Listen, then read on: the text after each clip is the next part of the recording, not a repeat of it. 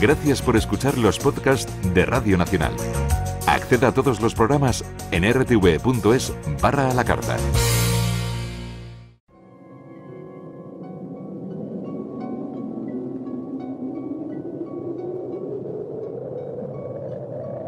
Solo cuando el túnel está en la más absoluta oscuridad es cuando puede volver otra vez la luz.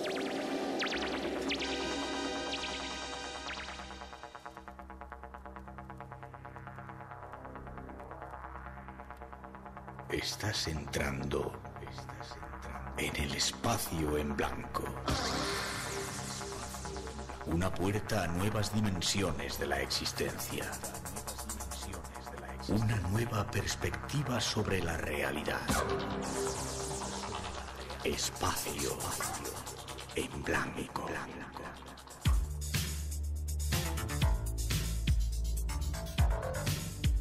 Una producción escrita y dirigida por Miguel Blanco.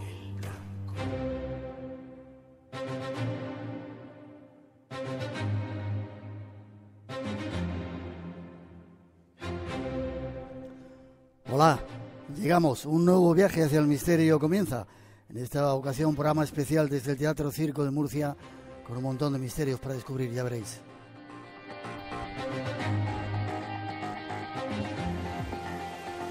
Y como siempre es un placer estar juntos en este tiempo de enigmas y de viajes a lo desconocido. Y al principio saludar a todos los que habéis venido aquí a este Teatro Circo de Murcia.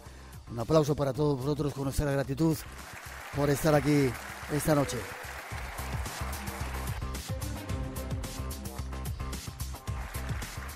Y este programa de hoy es posible gracias a un montón de compañeros que están trabajando. Nuestros técnicos en Madrid, Mar Gasca, Rubén de Felipe y Mónica López. En el control central, Iván Escabias y Javier Cánovas. Tenemos dos técnicos aquí en Murcia, Jesús Jiménez y Ángel Baño, y otro montón de gente que está trabajando. La gratitud para todos ellos.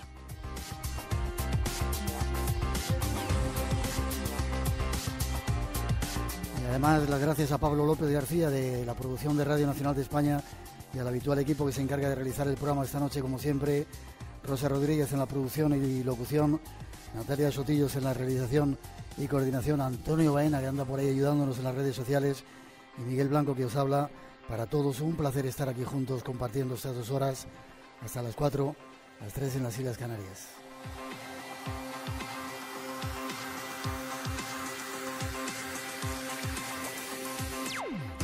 Y antes de comenzar, queremos rendir desde aquí un homenaje a esa persona que llevó el mundo del misterio a la televisión española y fue uno de los primeros en meternos en todo este asunto, compañero José María Íñigo.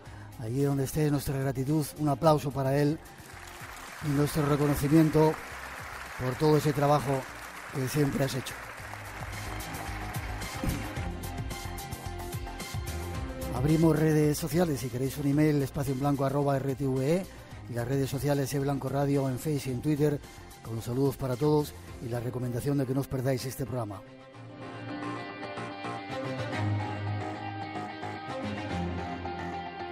Y antes de dar paso a todos los temas que nos esperan, saludar al promotor, al responsable de este congreso, Antonio Pérez. Buenas noches, don Antonio. Muy buenas noches, don Miguel. Otra vez más la has liado, ¿eh? Bueno, como te digo todos los años, otra vez más la hemos liado. Y tú este año tienes muchísima culpa, porque mira que Yo no te tengo has culpa de preocupado. nada. Yo no tengo culpa de nada, digo. Yo esta noche voy a aprovechar y voy a mostrar mi gratitud hacia ti y a tu programa, porque la gente de aquí no lo sabe, pero Miguel durante todo el año está muy pendiente de cómo va el congreso, me llama, me saca en el programa, es decir, infinita gratitud siempre contigo, porque como me has demostrado desde que nos conocemos, es una persona con mucho corazón. Muchas gracias, tú también lo eres. Déjame que salude también a Jesús Pacheco Méndez. Buenas noches, don Jesús. Muy buenas noches, Miguel. Concejal de Promoción Económica, Cultura y Programas Europeos. Estuviste el año pasado y te decía que Murcia estaba bonita. Este año la habéis liado, hay música por todos los lados. No la veo, bueno, quizá por lo de la huelga esa que tenéis, que no nos vamos a meter en ello, pero qué bonito, ¿no? Preciosa, y con todo, a pesar de ese inconveniente que hemos tenido hoy, mañana la podrás disfrutar con todo su esplendor. Sí. O sea que vas a encontrar todo abierto y todo fantástico. ¿Has estado, me han dicho, todo el tiempo viendo las ponencias? Pues sí, llevo todo el día prácticamente aquí, yendo y viniendo, pero en la parte importante he estado aquí porque es que engancha. Y también unirme a lo que has comentado al inicio, a ese homenaje a José María Íñigo, que tal y como he podido ver hoy, está ya más allá. Y Sí, eso señor. reconforta también. Sí, señor. Eres oyente del programa, ¿no? ¿Te gustan estos temas? Sí, ya te dije que y me dijiste tú, hasta esa voz de niña que termina el programa, y me dijiste, es mi hija. ¿No? Mi hijo. O tu hijo. Sí, muchos- Igual me pasó el año pasado, digo, esa voz de niño que te mi El hijo. rubio tiene el pelo largo, mucha gente Mi le hijo. confunde, pero es mi hijo. Pues, ¿Te ha pasado alguna vez alguna cosa rara en esta Murcia misteriosa que tenéis, llena de cosas extrañas? a mí no, personalmente no me ha ocurrido San Javier hay muchas luces nada y se raro. ven- Sí, pero lo más raro que me ha podido ocurrir es la emoción que he sentido en determinados momentos al vivir determinadas cosas. He podido participar en tradiciones que son milenarias y me ha impactado el ver cómo continúan. Pero eso yo creo que es un ámbito diferente a lo extraño, simplemente es a la sensibilidad. Lo hacía el año pasado la Oeste, darte las gracias porque te des cuenta que eso también es cultura y apoyes este tipo de iniciativas. Y os pido un aplauso para él, supongo que estarás liado. ¿Te quieres quedar un rato? Me voy a quedar un rato. Me tengo que ir luego porque tengo que seguir con cosas, pero me voy a quedar en el inicio y darte las gracias a ti por dos cosas. Una, porque creo que has incluso cambiado tu agenda para poder estar hoy aquí en Murcia, lo cual Este señor sabe que tiene nos que estar enorgullece. en Indonesia y por ahí viajando. Por eso nos enorgullece el que tenerte aquí. Y otra también porque creo que eres un magnífico profesional, porque te has estado preocupando día a día, hora a hora, porque así me lo transmitía Antonio, día a día y hora a hora, de manera machacona, si estaba todo, si estaba preparado, si estaba no sé qué, si estaba que Miguel está preocupado, pues eso también te hace grande. Nuestro deber. A ti sí te hace grande. Un aplauso para él y enseguida seguimos.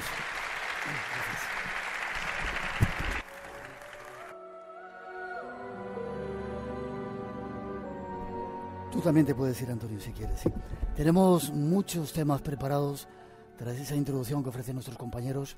Vamos con ello. Me he quedado casi sin voz porque cuando hemos entrado aquí en el teatro estaba el aire acondicionado absolutamente a tope, pero nos recuperaremos enseguida. Tras esa introducción, vamos con los temas.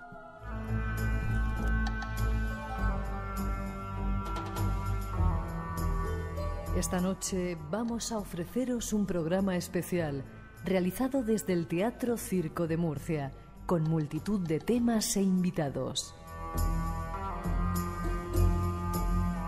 Comenzaremos con un tema fascinante que se vuelve a desarrollar en la Tierra de las Pirámides. Se trata del faraón extraterrestre. Amenofis IV, el 10º faraón de la dinastía 18ª de Egipto.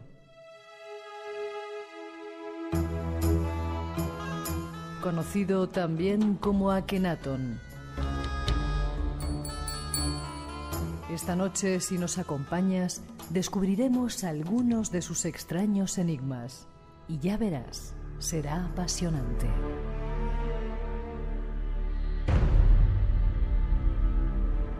Continuaremos yendo al interior de la Tierra.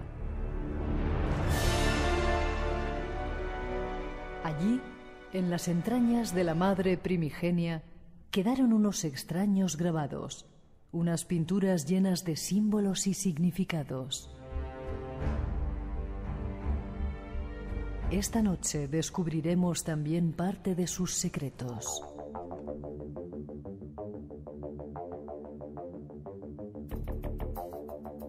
Y seguiremos viajando, una vez más, al mundo del más allá. Psicofonías, experiencias, voces extrañas y mucho más nos servirán para conocer algo más de lo que existe detrás del velo que separa esta vida de la otra. Estas son las intenciones de este programa especial al que ya todos estáis invitados.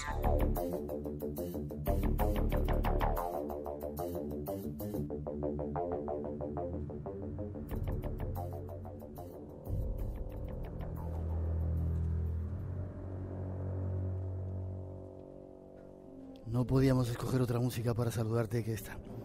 Buenas noches, don Josep Guijarro, ¿cómo estás? Muy buenas noches, Miguel. Encantado de estar en el espacio en blanco, Una vez en más. este teatro circo, con esta multitud que está en penumbra. Estas luces que nos han puesto tan bonitas, ¿verdad? Está tan cercana. Déjame que diga las gracias a Jesús Palazón, el encargado de luces, Isidro Carrasco del sonido, Carlos Novillo lleva la maquinaria, Juan Franco, maquinista, y Daniel Aroca, maquinista también, de este Teatro Circo de Murcia, que nos ha puesto todo esto así tan bonito. Cambia las luces. Alguno decía que es una luz un poco rara. Está bonito, ¿no? No, es el entorno mágico. Eso es porque no han estado en la casa de la radio junto a ti haciendo el programa, que también lo haces en penumbra con tus velitas. Con velas. Como no nos dejan poner velas de verdad, hemos puesto. Mira, se me ha hecho la luz. Ahora escucho por los dos oídos. Es que era una cosa terrible. Ahora ya mucho mejor. Yo soy Guijarro, periodista, compañero. Llevas un montón de años ya en este... Y déjame que me sume también a ese homenaje a José María. ¿Tú le conocías, compañero tuyo, claro, de ese programa de televisión? Estábamos juntos en Hora Punta y la verdad es que ha sido un mazazo. Me he enterado esta mañana, por ser mañana del sábado, en la que he llamado inmediato a Javier Cárdenas para saber cómo se encontraba. Estaba igual, en estado de shock. Ha sido una muerte inesperada. Un hombre cercano, escéptico donde los hubiera, pero con la mente, o sea, como decimos nosotros, open mind. Él tuvo un antes y un después tras conocer a Uri Geller. Él era recalcitrante escéptico y aquella experiencia sin trampa ni cartón, él siempre lo contaba, en las pruebas en la que él le daba las cucharas, los tenedores que tenía que doblar, no los llevaba él consigo, no podía haberlos previamente manipulado, y ante sus ojos, ante la atónita mirada de los cámaras, de la gente que hay en el plató, veía que aquello se doblaba una y otra vez en las pruebas sin explicación. Hay anécdotas muy curiosas que él contó, pero mantuvo estrecho contacto con Uri Geller incluso en la actualidad. De hecho, le felicitaba en sus cumpleaños y seguía muy atentamente su evolución, porque aquello marcó, insisto, un antes y un después. Estuvo en nuestro programa contando aventuras, ahí está ya el más allá, con toda la luz que se merece.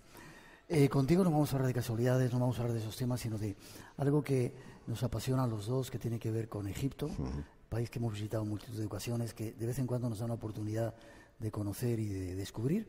Quiero que hablemos detrás de esa introducción que ofrecen ya nuestros compañeros, de ese faraón llamado extraterrestre. Ya veréis qué tema curioso.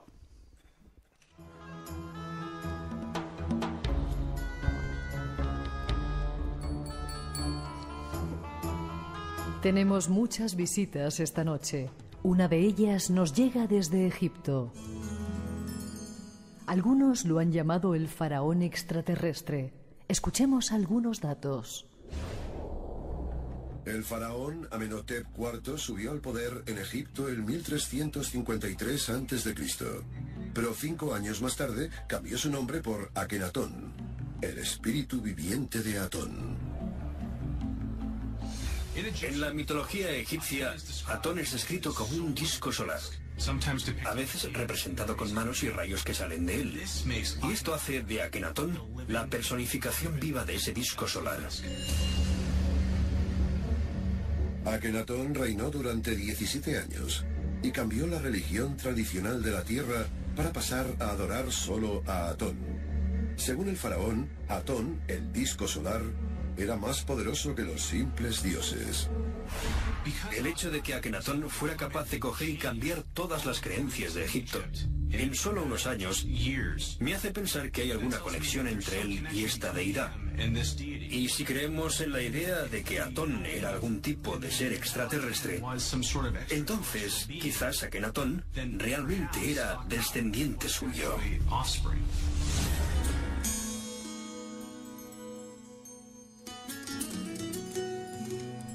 ¿Un faraón descendiente de los dioses?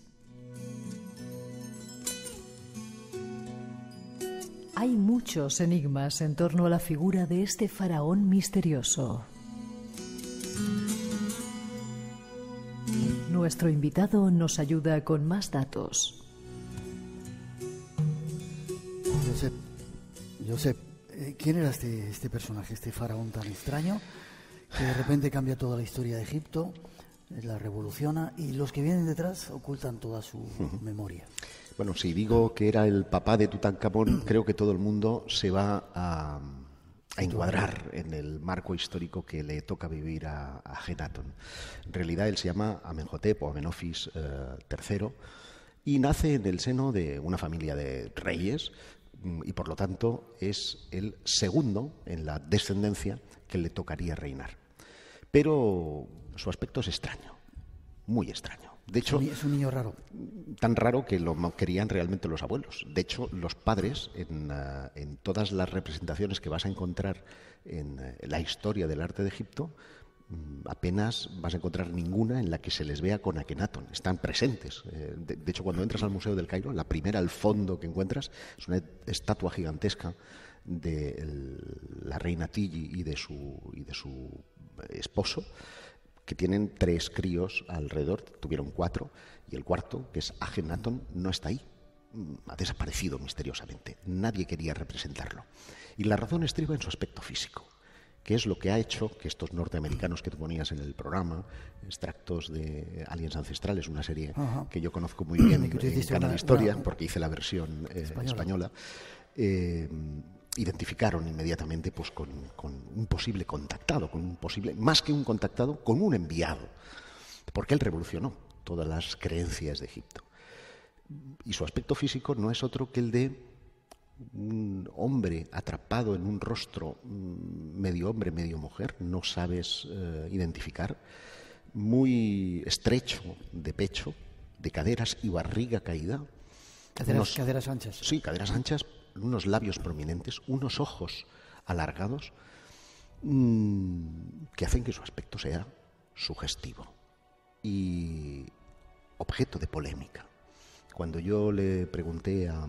Tú lo conoces o lo conocías porque ya no está entre nosotros, a Buriak Mansur, el jefe de excavaciones de la meseta de Luxor, acerca de la posibilidad de que los extraterrestres hubieran tenido algo que ver. Claro, se enfadaría un poco. Se enfadaría, no solo se enfadó un poco, sino que dijo, las pirámides no las han hecho los extraterrestres, las hicimos los egipcios. Copón. Y toda esa historia de los extraterrestres no es cierta. Esto se debe a la endogamia. ¿Qué es esto de la endogamia?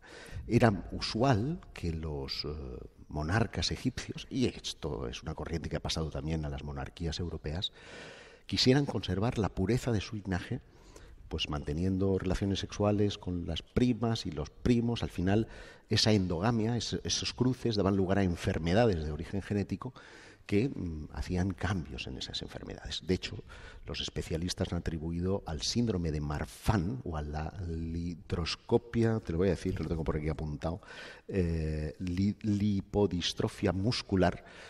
Son 2 de los síndromes que se han propuesto para explicar el aspecto de las imágenes de Akenatón. Pero es un misterio, y si quieres te voy a contar por qué. Espacio en Blanco, en Radio Nacional, con Miguel Blanco. Y con Josep Guijarro esta noche, claro que quiero que nos cuentes ese misterio. Tenía la cabeza más muy alargada, una figura muy extraña de cuerpo. Claro, y es una duda saber si obedece, como en otros casos en Egipto, a esa, digamos, deformación voluntaria a la que sometían a los bebés, colocando tablillas de madera y unas cuerdas atadas para estilizar el cráneo, algo que hacían, por cierto, para asemejarse a sus dioses. ¿Quiénes eran esos dioses de cráneo alargado? O, por el contrario, formaba parte de la enfermedad, entre comillas, que podía sufrir Akenatón. Es obvio que la forma de resolver el enigma es estudiando su momia. Y ahí encontramos uno de los grandes enigmas que tiene el periodo de la Marna y que tiene Akenatón. No tiene una tumba. Se encontró tiene su momia, 3. 3 tumbas. Tiene 3 tumbas, de las cuales la primera fue descubierta en 1917. Eran gente que del Valle de los Reyes, del Valle de los Reyes no, de la zona de la Marna, autóctonos que sabían que existía algo allí, y es lo que se conoce como la Casa de la Eternidad. En la Marna, que es como se conoce el periodo de 12 años en el que estuvo gobernando este faraón, él hizo construir una ciudad que estaba llamada a ser la capital del disco solar, ¿no? Después de una experiencia que después contaremos que tuvo, que es lo más parecido a un avistamiento ovni en la antigüedad. Y él dispuso que quería ser enterrado en la Casa de la Eternidad, pero allí desgraciadamente no había ninguna momia. La siguiente, que recibe el nombre técnico de WV25, fue descubierta en 1817 por un eminente egiptólogo que fue Giambattista Belzoni, y curiosamente todo parece concordar con la tumba de una mujer. Los vasos cánopes son de una mujer, las representaciones hablan de la reina Tilly, y había en efecto una momia. Pero esa momia no casaba con el de un hombre, casaba con el de una mujer. Por lo tanto, no podía ser el de Akenatón. Y finalmente está la KV55, que ha pasado a la historia como la presuntamente última morada de Akenatón. Pero es muy curioso lo que sucede allí. De hecho, es, por así decirlo, la tumba más extraña de Egipto, porque más que una tumba parece una especie de almacén en donde se contienen todo tipo de elementos. Y por desgracia, hay un sarcófago y hay una momia. El sarcófago tiene de torso hacia arriba absolutamente arrancado. No se pueden ver las facciones del fallecido, de la momia que está en su interior. Y todos los cartuchos con el nombre han sido arrancados. Se ha querido borrar de la historia ese personaje. La primera identificación que se hace es de una mujer y, por lo tanto, se evita que se pueda relacionar con Akenatón, a pesar de que hay alusiones a su madre, alusiones a su hija, alusiones al futuro Tutankamón y alusiones a su vida. Y 100 años más tarde, fíjate tú bien, 100 años más tarde, cuando ya existen las pruebas de ADN, resulta ser que es un hombre. ¿Sí? Y que además está emparentado con Tutankamón. Por lo tanto, si Tutankamón era el hijo de Akenatón, debe de ser su padre. De hecho, se creía que aquella era Nefertiti, pero la tumba de Nefertiti, vuelve a decir, no se ha encontrado, pero al certificarse que se trataba de un hombre, pues tenía que ser el padre de Tutankamón. Pero hay un problema. ¿Cuál? Y es que el síndrome de Marfan lo que ocasiona es infertilidad. Por lo tanto, él no podía ser el padre de Tutankamón.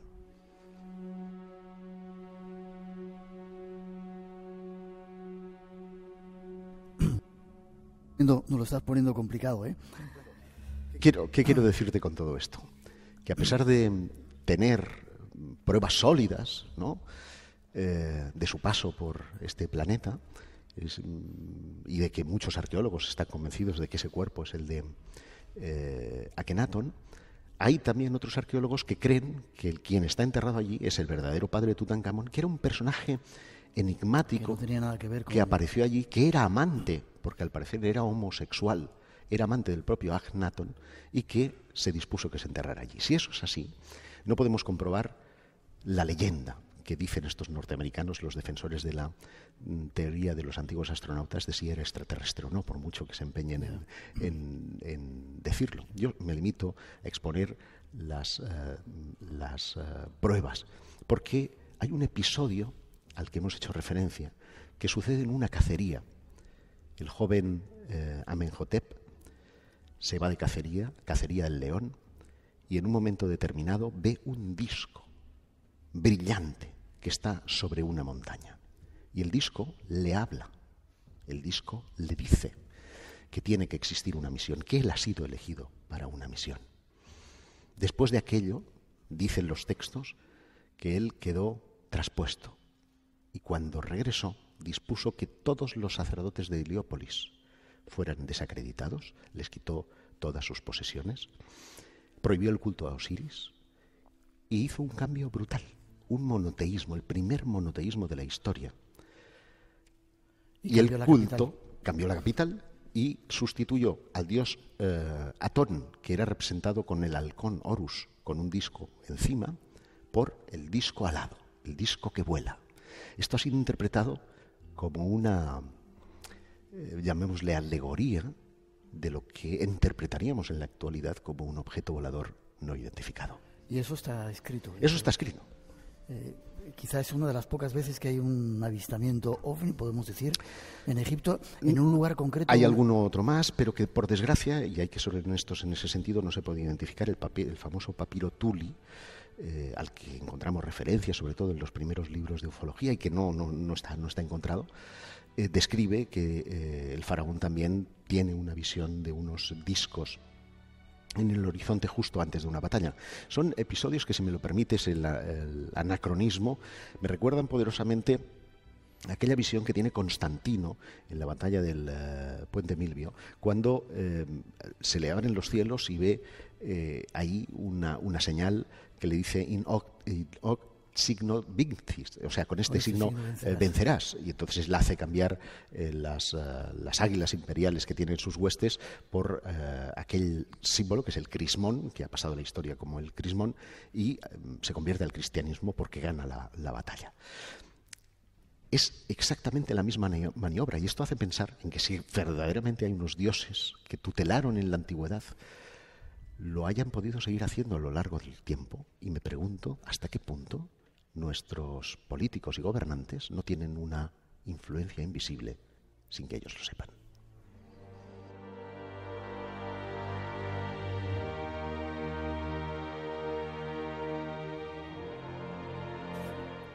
Resumiendo, de pequeñito, un niño extraño, una figura física extraña que podía deberse a algún tipo de enfermedad. De repente llega a ser faraón, claro, ve un ovni, pero fíjate que cambia todo. Hemos comprado el argumento de que estaba enfermo, pero ¿y si no fuera así? ¿Y si su aspecto físico obedecía simplemente a que, bueno, pues era distinto? Porque de hecho hay toda una serie de caudillos, de faraones, de reyes, a un lado y al otro del Atlántico, porque podríamos hablar de Pacal, podríamos hablar de tantos y tantos. En Estados Unidos, muchas tribus que también practicaban la deformación craneal tenían aspecto prácticamente gigantesco. Entonces hace pensar si todas esas leyendas han llegado a nosotros como leyendas, no podrían tener un pozo de verdad. ¿A quién querían asemejarse? ¿Ese aspecto físico era porque realmente eran de aquí o venían de otra parte? No estoy diciendo que sea extraterrestre, pero desde luego ese individuo debía de tener unas facultades físicas excepcionales, y su forma de pensar seguramente fraguada. Él era de origen semítico, fue criado por su abuela, que era de origen semítico, venía de la antigua Babilonia, le debió contar ese pasado. En la antigua Babilonia, a mi juicio, existen los primeros vestigios de primeros contactos con algo que podríamos denominar antiguos dioses, y él debía de ser consciente de todo aquello, como de las viejas leyendas que hablaban en Egipto, de esa raza, mitad hombres, mitad dioses, a los que llamaban compañeros de Horus, los Sem-Sufor, que habían gobernado Egipto hasta 12.500 años antes que él. Ostras, a mí me da mucho que pensar. Déjame que te haga una pregunta. ¿Es el único faraón que tiene una imagen con ese disco solar que además se para en un determinado sitio, como indicándole que es el sitio donde tiene que construir la nueva ciudad? ¿Es el único? ¿O hay otros faraones que hayan tenido también esa visión de ovnis? Que a mí me conste, es el único que interpreta esa señal como el lugar donde tiene que edificar esa nueva ciudad. Ciudad, por cierto, que la gente no suele visitar porque... ¿Has estado? Sí, hay apenas 2 columnas del templo a lo que era Atón, porque la mayoría de piedras se las llevaron para borrar su nombre. Él sufrió el peor de los castigos, que es para un egipcio, que es ser borrado de la historia. La pervivencia del alma de ese Ka viene muchas veces de ser nombrado. Es como un mantra que hace posible que lo invisible se haga visible en la tierra. Y él es borrado de la historia para que jamás nadie pueda invocarlo, para que de nuevo ese monoteísmo no pueda volver, no pueda regresar a la tierra. Y si eso es así, te hace pensar por qué estamos ahora en varias culturas monoteístas. Seguramente porque ese ensayo no funcionó y quienes controlan esos amigos invisibles se dedicaron a probar de nuevo. ¿Cuál es el final del experimento? Pues no lo sabemos, pero igual, como decía Salvador Freixedo, estamos en una granja humana cuyo designio final todavía desconocemos. ¿Tu opinión? ¿Crees que en Egipto, con todas las veces que has estado y todo lo que has estudiado, hay... evidentemente muchas cosas las hicieron los egipcios, pero hay restos o toques de algo que sobrenatural que no tiene nada que ver con terrestre, algún toque divino, como el ejemplo de ese posible faraón extraterrestre? Hay muchas cosas y tú las conoces muy bien, Miguel, porque tú eres un viajero extraordinario y un personaje curioso, pero por mencionar la más conocida, que es la de las pirámides. Evidentemente yo soy de los que pienso que la construyeron los egipcios. Lo que pasa es que no la construyeron los egipcios de los faraones, sino que probablemente tengan una antigüedad superior. Es decir, el por qué hicieron esas pirámides, que es la pregunta que jamás podremos resolver, a mi juicio tiene que ver con un hito, con un acontecimiento que quisieron inmortalizar y que probablemente, hay dos teorías al respecto, o tiene que ver con lo que llamamos Atlántida, por lo tanto, unos seres de capacitación extraordinaria que estuvieron en la Tierra mucho antes que la humanidad actual, o vinieron de las estrellas. Esas son las dos teorías que creo pueden encerrar el misterio. Obviamente la mayoría, porque yo soy believer, yo soy creyente y creo en la posibilidad de que nos visitan desde fuera, pero la mayoría se inclinan más por los atlantes porque lo ven como más terrenal, pero existen posiblemente más evidencias de la existencia de seres en otros mundos que no de la Atlántida tal y como la hemos imaginado, porque otra cosa es que una cultura anterior estuviera en la Tierra, de la que no me cabe la menor duda, ¿no? Vamos a poner alguna fotografía de ese faraón extraterrestre, entre comillas, en las redes sociales. Se puede ver en el Museo del Cairo, ¿verdad? Sí, hay una sala que está dedicada al periodo de la Marna, que es como se conoce el periodo en el que gobernó Ajenatón. Él se hizo cambiar el nombre a raíz de esa experiencia y depuso a todos los sacerdotes, y vamos a ver en ese mismo museo dos gigantescas estatuas donde vamos a constatar que las facciones son bien extrañas, y si me lo permites hay un bajo relieve en el que vamos a ver al disco solar con un montón de manecitas que están como intentando tocarle. Es una representación muy extraña, porque los rayos del sol, tú se los puedes dar a dibujar a cualquier crío, nunca le va a poner unas manos. Esa personificación, ese señalamiento al individuo es como, has sido tú el elegido, tú tienes la misión. Y es algo que hace muy particular y peculiar la aventura de Ajenatón y su paso por la historia. No os perdáis verle en alguna foto y si vais a Egipto en ese museo.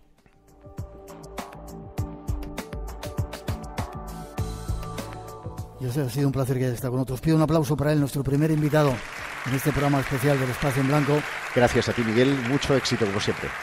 Forma de contacto, ¿dónde se te puede seguir en esos múltiples trabajos que haces? Pues mira, yo creo que lo más fácil, tengo mi canal de YouTube donde me pueden encontrarme a través de los32rumbos.com, que es la página web en la que suelo derivar todas estas cosas, y a través de ahí hay un formulario en el que pueden establecer contacto conmigo. Un placer de nuevo haber estado contigo. Espero que sigamos viajando, compartiendo. Ojalá que sí. Viviendo aventuras. Muchas gracias. Felicidades. Gracias.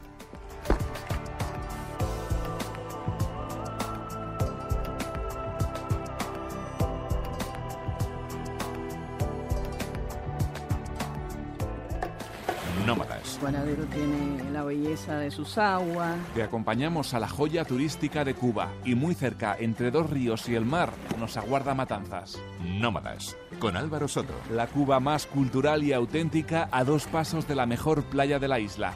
No se puede pedir más. Los domingos a las 7 de la mañana es hora de Radio Nacional de España.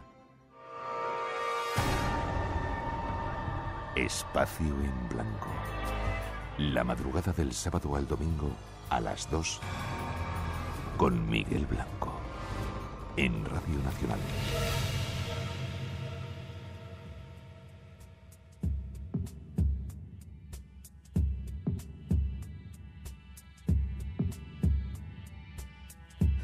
Y llega un nuevo invitado a esta mesa, no podía faltar con nosotros Jesús Callejo, para el cual os pido también un fuerte aplauso, un habitual de estos temas. Jesús. ¿Qué tal, Miguel? Ya estamos de nuevo en nuevas aventuras, ¿eh? Y la que nos quedan.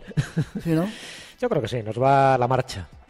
Sí, nos va la marcha. Qué bien, ¿no?, el congregarnos en estos receptáculos, en estos escenarios donde el misterio pues cobra todo su protagonismo, ¿no? Y ponemos en valor lo que a todos nos gusta, que es la vida, y la vida siempre está cargada de misterios. Sí, señor. Y nos reunimos con personas llegadas no solamente de esta provincia, de esta región Murcia, sino de muchas partes de España, incluso del extranjero, que han venido a este congreso. Escritor, investigador, eres abogado, director de la Escóbula de la Brújula. Cada 15 días escribes un libro nuevo. Ya quisiera yo, nada. La verdad que es verdad que todos los días escribo. Sí, por costumbre. Sí, pero por una razón básica. Hay cosas que si no las... La informática, los ordenadores modernos ayuda muchísimo esto. Antes había que estar escribiendo a mano y era bastante más complicado. Pero yo siempre tengo archivos prácticamente de todo. Cuando encuentro un dato que me sorprende, imagínate un viaje, un lugar, una reliquia, yo qué sé, algo que te ha impactado, automáticamente lo llevo a ese archivo, ahí queda en bruto, sin redactar, porque algún día lo rescataré, o bien para un artículo, o bien para un libro, pero eso también te sirve para estar activo, vas removiendo un poco esos datos, los vas actualizando. Algunos tengo una lista de sitios para ir, que algunos veré y otros no veré, porque bueno, hace falta más vidas, ¿no?, para intentar adentrarse, ¿no?, en cantidad de viajes que nos quedan por hacer. Pero da igual, yo creo que hay que mantener viva siempre la llama de la curiosidad. El motor básico de todos los que estamos aquí es la curiosidad. Y como a mí prácticamente me interesa todo lo humano y todo lo divino, pues tengo muchos archivos. Ya creo que tengo el ordenador bastante petado. No sé si has visto, estamos viendo algunas fotos Sí. de viajes, ese viaje que hicimos a Egipto juntos, y algunas aventuras que hemos vivido en otros lugares.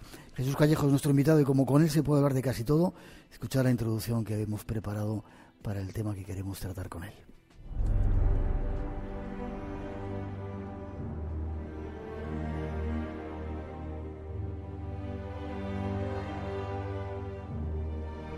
Nuestro viaje nos lleva a los albores de nuestra civilización. Justo hasta el momento de los hombres de las cavernas. Europa, hace 30.000 años. Mientras una edad de hielo extrema domina el continente, hay dos especies humanas que se enfrentan en una batalla por la supervivencia. En un rincón, el neandertal, bajo, fornido y con fuerza bruta. En el otro, el cromañón, nuestra especie, más esbelto, más débil, pero más listo. Es una batalla épica del cerebro contra el músculo. Y solo puede haber un ganador. Dos especies humanas, un continente helado. El neandertal y el cromañón luchan por el control de la Tierra.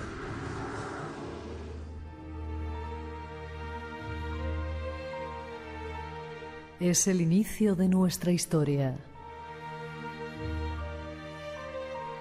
Historia que dejó algunos ecos en extrañas pinturas realizadas en cuevas profundas. Son las pinturas rupestres.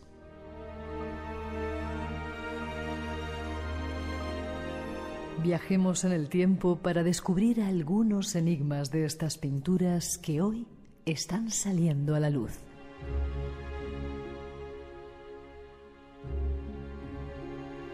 Y están saliendo a la luz, Jesús, con un montón de sorpresas, ¿no? Porque en principio no se sabía, quizás se sepa ahora más claramente quién las hizo.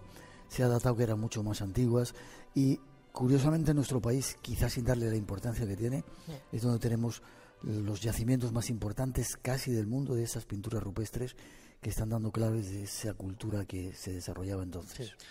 Sí, la verdad que cada descubrimiento nuevo que se está produciendo, alguna cueva nueva con nuevas pinturas y las dataciones que se están haciendo son fundamentales a la hora de entender un poco esa cosmovisión que tenían los hombres primitivos. Siempre se ha hablado de que los hombres de la Edad de Piedra estaban bastante retrasados, que solo se dedicaban a sobrevivir, pero olvidamos que tenían un concepto místico de la existencia y que tenían también una expresividad artística.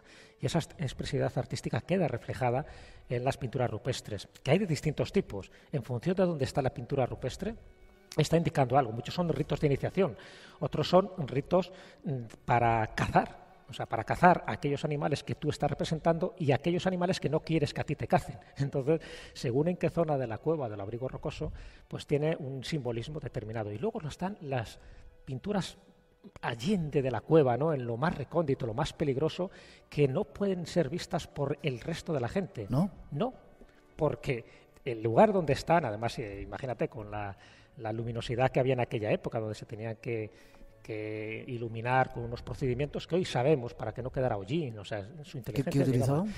Sobre todo era el sebo de los huesos, un poco de el tuétano, y ese tuétano sirve para dar mucha luminosidad, pero para que no cree el hollín y no estropee la pintura que tú estás representando en ese momento. Entonces, bueno, desde el siglo XIX, que es cuando se empiezan a descubrir ya de una forma más masiva estas pinturas rupestres, empezando por la de Altamira en 1868, hasta hace poco, siempre se pensó de que, bueno, que más o menos tenía una antigüedad de 12.000, 14.000, 15.000 años. Todo eso se ha ido retrasando. Déjame que hagamos un inciso. Cueva de Altamira, que de repente cuando lo descubrieron pensaron que era un invento de la persona que lo había... Totalmente, sí. Que era un mentiroso y que lo había pintado él. Al pobre Marcelino Sautuola le denigraron, le humillaron, porque estaban hechas de una manera tan perfecta esos bisontes que decían que no podían ser de hombres primitivos, porque se pensaba, dice, bueno, si en la Edad Media pintaban como pintaban, imagínate cómo pintaban hace tiempo, y no podían pensar que la propia cavidad, la propia orografía de la cueva sirviera para pintar estos bisontes. Entonces dijeron, nada, esto se lo he inventado, ha estado 2 veces, luego pillaron al pintor, porque el pintor lo que intentaba es hacer una serie de copias, pero no pintó los bisontes, y sin embargo los arqueólogos más afamados de aquel momento, que eran franceses, son los que dijeron tasativamente que no podían ser antiguas. Luego al final sí, le pidieron perdón cuando ya estaba muerto, el pobre hombre. Llegaron tarde. Al final, sí, fue una triste historia un poco de que si a lo mejor esto lo hubiera descubierto algún francés, lo hubieran dado más repercusión, como era un español, era un cántabro, no le dieron más importancia. Luego se pensó, dice, bueno, vale, son de hombres primitivos, pero tendrá unos 12.000 años. Bueno, hoy, a día de hoy, con las distintas técnicas que existen, por ejemplo, la de uranio-torio, que es muy interesante porque lo que hace es analizar el isótopo de uranio que está en las concreciones de la calcita, es decir, de lo que queda impregnado por encima de la pintura. Con lo cual la pintura es mucho más antigua. Y se ha detectado, por ejemplo, que en Altamira o en la Cueva del Castillo estamos hablando de 37.000 años de antigüedad. De los 12.000 nos hemos ido para allá. Pero lo más interesante, que es un estudio que ha salido recientemente en la revista Science, es que se han analizado pinturas de otras cuevas, por ejemplo, de la Pasiega, en Puente Viesgo, de otros lugares de Cáceres, por ejemplo, y de Málaga, y las dataciones han dejado estupefactos. ¿Por qué? Porque ya no estamos hablando de una época donde había Homo sapiens en la península ibérica, como podía ser estos 34.000, 35.000 o 37.000 años. Estamos hablando de 68.000 años. Por lo tanto, no podían ser Homo sapiens los que han pintado eso, sino hombres de Neandertal. Eso nos abre una perspectiva total. Y cambia totalmente de que el hombre de Neandertal, que también era humano, pero tenía también una concepción artística, religiosa, mucho más importante de lo que nos imaginamos, porque esas pinturas no tenían un carácter decorativo, ornamental, tenían un carácter sagrado. Era para ponerte en contacto con los espíritus que moraban en la cueva, y para ellos la cueva era un santuario, era el lugar de culto.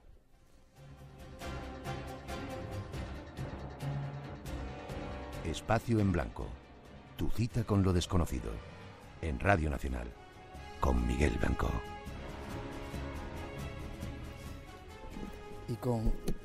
Y con Jesús Callejo en esta segunda parte del programa. Tenga el micrófono un poco atrás. Eso cambia totalmente todo, ¿no, Jesús? Cambia todo, sí. Cambia todo, pero por 2 razones básicas. Primero, porque ahora ya se empieza a admitir que no todas las pinturas son del Homo sapiens, cosa que hasta ahora se estaba admitiendo. Ahora hay pinturas que son neandertales. Segunda premisa, no todas las pinturas las hicieron hombres. Muchas las hicieron mujeres. Mujeres. Había chamanas, efectivamente. ¿Sí? Se sabe porque muchas de esas pinturas tienen que ver con manos en positivo, en manos en negativo. Y esas manos se sabe por la forma de la mano, por el dedo índice, por el dedo meñique, si son de un hombre o una mujer. Se hizo una investigación no hace demasiado tiempo por Dean Snow, que era es un profesor de arqueología en la Universidad de Pensilvania, y llega a la conclusión de que de las 36 manos que él analizó en distintas cuevas, 24 eran de mujeres. Es decir, casi la mayoría estaban hechas por mujeres. ¿Qué quiere decir? Que si esas manos son de mujeres, ¿por qué no pensar que también otro tipo de pinturas, de representaciones, están hechas por mujeres? Lo cual tiene su lógica, porque estamos hablando de unas épocas donde había todo un matriarcado, donde había un culto a la feminidad, donde se estaban reproduciendo también posteriormente las Venus de Willendorf, es decir, el culto a la fertilidad. Entonces, todo eso está cambiando un poco nuestra perspectiva de cómo era el hombre primitivo. Y si a eso le sumamos que además había niños, que también esas manos quedan plasmadas, y que en función del lugar donde estuviera plasmado, lo que se intentaba era poner en contacto, sobre todo con las manos, porque las manos es como un sistema de signos. Hay algunas que tienen los dedos mutilados. Entonces, ¿sí? No se sabe. Sí. Entonces se sabe si eran que los habían mutilado adrede o que los habían escondido adrede para que no quedaran representadas en la pintura. Y entonces, ¿quién te dice a ti que a lo mejor no hay un lenguaje de signos que no conocemos? De hecho, posiblemente haya todo un lenguaje secreto en muchas de estas pinturas. En la Pasiega, por ejemplo, se ha encontrado una inscripción donde parece que está indicando una palabra, una frase. Lo que pasa es que nos falta el código para desencriptar aquello. Si esto fuera verdad, nos vuelve a dar otro vuelco total, porque la prehistoria es porque no hay documentos escritos. La historia empieza a partir de esos registros escritos hace 5 o 6.000 años. Si estas pinturas encima, con esta antigüedad, nos están describiendo una forma de entenderse, de comunicarse, de expresar su mundo, tanto material como espiritual, a lo mejor nos abre la conciencia. Y te doy un dato más, Miguel. Estamos hablando de humanos, pueden ser neandertales, pueden ser Homo sapiens.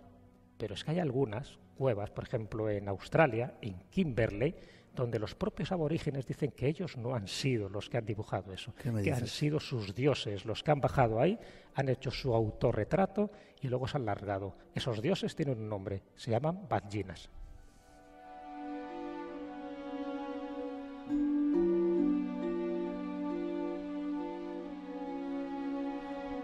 Tenemos ahí una biblioteca pictográfica llena de dibujos con un montón de claves que todavía no entendemos.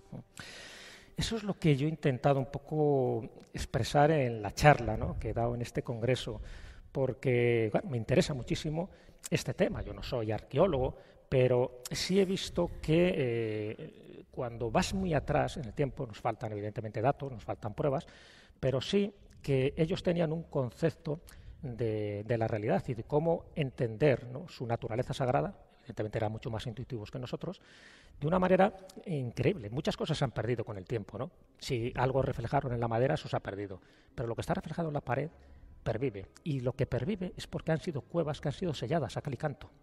Ha habido derrumbamientos, eso hizo con la cueva de Altamira o la del Castillo, y al haber ese derrumbe se queda como una cápsula del tiempo y cuando tú la abres, ¡buah!, está en todo su esplendor esas pinturas. Y ahí es cuando descubres claramente qué tipo de pinturas están hechas para que sean vistas y qué pinturas están hechas para que no sean vistas por el resto de los humanos. Y qué pinturas están hechas por chamanes. Y qué pinturas, además, están reflejando un trance chamánico. Porque esa es la teoría de Jean-Claude. Todo el mundo dice que son trances chamánicos, claro, esas figuras pero extrañas, pero no todas. Son algunas, además el trance chamánico tiene como 3 fases, y Jean-Claude en su libro, que además le creó muchísima polémica en su momento, él refleja que algunas de esos signos tectiformes, como se llaman, están reflejando las 3 fases del chamanismo, por decir así, del viaje enteogénico, ¿no? La última es las visiones, es por eso reflejan seres híbridos. Es curioso, que luego dice que es el chamán, que bueno, que se puede disfrazar, pero es que hay una premisa básica en arqueología y sobre todo en pinturas rupestres, es que ellos pintaban lo que veían. Entonces, pintan un bisonte a la perfección y luego te pintan a un antropomorfo con una cabeza extraña. Y cuando se ha descubierto hace muy poco lo que se llama el hombre león de Ulm, porque está en el Museo de Ulm en Alemania, que es eso, un antropomorfo con cabeza de león. Esa tiene 40.000 años de antigüedad. Qué curioso que esas pinturas antropomorfas no son hombres tal como los entendemos, son seres híbridos. Hay una mezcla ahí. Entonces, si están pintando lo que vemos, solo hay 2 explicaciones posibles. O bien forma parte de ese trance chamánico, la tercera fase, cuando están con sus alucinaciones, o sencillamente estaban viendo a seres de ese aspecto que lo reflejaron de la mejor manera que podían. Y eso ha quedado por la posteridad gracias a que las cuevas se han convertido no solo en santuarios, sino en cápsulas del tiempo.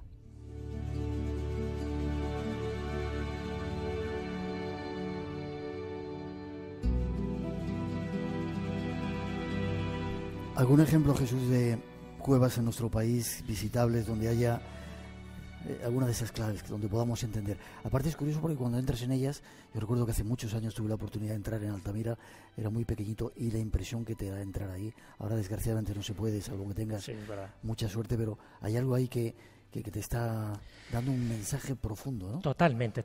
La Cueva de Altamira, yo tuve la suerte hace años de visitar la auténtica Cueva de Altamira, ahora ya sabes que está cerrada, han hecho una copia, y yo estuve en la zona, pues bueno, la zona más profunda que pude llegar o que por lo menos me ayudaron a visitar, porque hay algunas que tienes casi que reptar, ¿no? Y ahí empecé a ver esos signos que a ti y a mí y a Josep nos interesan mucho, que son como parecidas como naves, como ovnis. Dice, pero bueno, ¿qué pinta esto aquí, no? Que es lo que se llama técnicamente signos tectiformes. Luego, eso los hemos encontrado en otros lugares. Fíjate, bueno, cuevas que se puedan ver, hay muchas, ¿no? Pero un dato ahora que me viene a la mente y que creo que es muy importante a la hora de ver cualquier pintura rupestre desde este momento, ¿no? Desde esta entrevista que me estás haciendo. Una nueva perspectiva. Se han detectado por una doctora en una universidad de Canadá, se ha detectado 32 signos que se repiten prácticamente en todas las cuevas. 32. Ni uno más ni uno menos. Independiente. Puede haber más de uno, puede haber más de otro. Uno de esos signos son las manos, tanto en positivo como en negativo. Otros son estas formas ovaladas parecidas a ovnis, pero son 32, ni uno más ni uno menos. Y 32 combinados en función de una serie de parámetros. Unos están en una determinada zona de la cueva, otros en otro, otros están al lado de animales. Entonces, todo eso está evidenciando que había un código oculto que sabían perfectamente. No sabemos cómo, no sabía qué comunicación había. De hecho, hace 40.000 años había como 4 especies humanas conviviendo juntas y, de hecho, se cruzaron entre ellas. Nosotros tenemos entre un 2 y un 4% de genes neandertal. Estaban los Homo sapiens, los neandertales, el Homo de floresiensis en Indonesia y estaba el denisovano en Siberia. 4 especies humanas que en algún momento se juntaron y que se intercambiaron conocimiento. Bueno, pues ese conocimiento, de lo poco que nos ha llegado, porque estamos hablando solo de un 10% de información que podemos tener, quedó reflejada en las paredes, en las pinturas rupestres. Si somos capaces de empezar a ver las pinturas de otra manera, que son más antiguas de lo que nos han dicho, que muchas están hechas por mujeres y que en ellas hay posiblemente un código, un lenguaje secreto, a lo mejor cuando entremos en la cueva que sea, en la del Castillo, la Pasiega, todas las cuevas que tenemos en Asturias, en Cantabria, son increíbles, a lo mejor nuestra concepción del hombre primitivo cambia y empezamos a darnos cuenta de que era mucho más inteligente, que tenía una conexión mucho más directa con la naturaleza y que posiblemente nos ha dejado un mensaje para la posteridad que todavía a día de hoy somos incapaces de descifrar.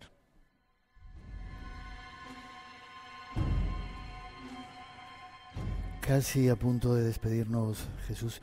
Si ya nos vamos al Tassili y a esos lugares, has hablado de Australia, imágenes de seres, dioses venidos del cielo. ¿Crees que de alguna manera hemos sido visitados, como hablábamos antes con Josep, que hay dioses primigenios que han estado aquí, que incluso estuvieron en contacto con ellos? Yo sí lo creo, ya lo he dicho más de una vez. Para mí no se entiende determinados enigmas del pasado, muchos enigmas del pasado, no solo estamos hablando de la cultura egipcia, sino de otras muchas más, incluso de los dogones de Mali, que son más posteriores. No se entendería sin esa presencia, pero por 2 razones. Ya sabes que a mí me gusta utilizar mucho el método deductivo, en fin, mi formación jurídica, en este caso. Yo no intento ser un crédulo, yo intento justificar el por qué yo sostengo una teoría, y es una teoría al fin y al cabo. Porque hay determinados elementos, primero por las tradiciones, las leyendas, son abismales en determinados lugares donde dicen que les han visitado seres. Entonces, bueno, qué manía por mentir si esto fuera mentira. Luego, porque hay cosas que encajan mucho mejor sabiendo que este tipo de seres estuvieron, hicieron de las suyas y luego se fueron, dejando, por supuesto, pues todas unas tradiciones, unos ritos, unas costumbres, unas pinturas o unos sopar. Acuérdate que los sopar son los objetos fuera de tiempo. Bueno, pues te podría poner muchos ejemplos que ahora no hay tiempo, pero todo esto, para mí, concuerda más, encaja más con la teoría de que hemos sido visitados en el pasado y seguimos siendo visitados en la actualidad por seres no humanos, me quedo ahí, no humanos, que de alguna forma están interactuando para que haya un cambio de conciencia en la raza humana. Seguiremos hablando de ello. Y a toda prisa te despido. Os pido un aplauso para nuestro segundo invitado, Jesús Callejo.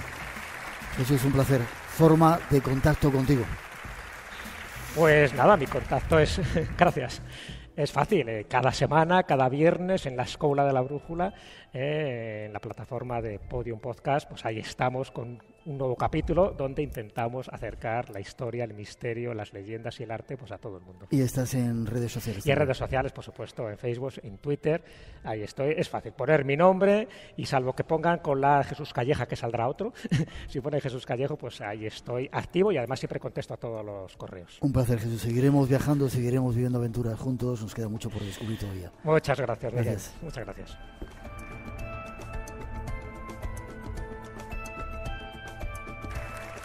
Hacemos una pausa para la información, llegan las noticias y enseguida regresamos. Nos queda todavía muchos misterios por descubrir. Las redes sociales abiertas, Blanco Radio, en Facebook y en Twitter. Nos vayáis, tenemos todavía mucho que contaros en este Congreso de Más Allá, programa especial desde Murcia. Nos vemos enseguida.